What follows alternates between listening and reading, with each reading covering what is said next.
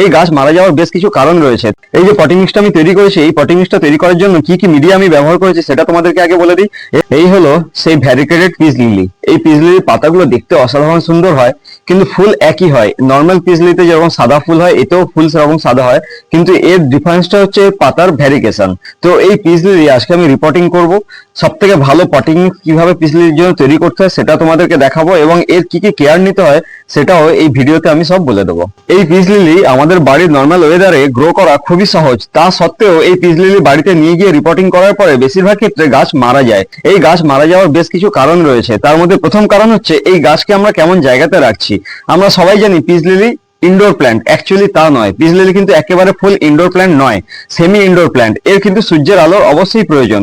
Indirect সূর্যের আলো এই গাছে না পড়লে এই গাছ কিন্তু বাঁচানো সম্ভব নয়। কিছুদিন পরে ধীরে ধীরে পাতাগুলো হলুদ হতে থাকবে, আর হলুদ হতে হতে গাছটা একসময় পুরো মারা যাবে। তাই সূর্যের আলো অবশ্যই প্রয়োজন, তবে সেটা ইনডাইরেক্ট সানলাইট। সেকেন্ড হচ্ছে এই গাছের পটিং মিক্স। এই গাছের পটিং মিক্স একেবারে হালকা করতে হবে, আর এই পটিং মিক্সে জল যেন একেবারে জমে না থাকে, আর জল না শুকনো অব্দি এর মাটিতে জল দেওয়া যাবে না।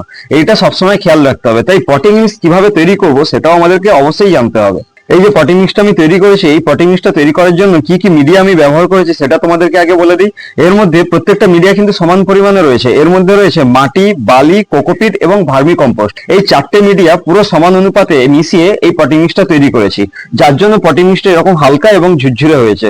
এর মধ্যে একেবারে জল জমবে না, আর জল না জমলে গাছের গ্রোথ ভালো হবে, গাছের শেকড়ও পচবে না। এই গাছটা রিপোর্টিং করার জন্য 5 ইঞ্চি মাপের প্লাস্টিকের টবই যথেষ্ট। কখনো এইটুকু গাছের জন্য বড় টব ব্যবহার করা যাবে না। বড় টব ব্যবহার করলে প্রচুর পরিমাণে পটিং মিক্স থাকবে, কিন্তু গাছের গ্রোথ ভালো হবে না। তাই সবসময় টবটা আমাদেরকে ঠিকঠাক ভাবে চুজ করতে হবে।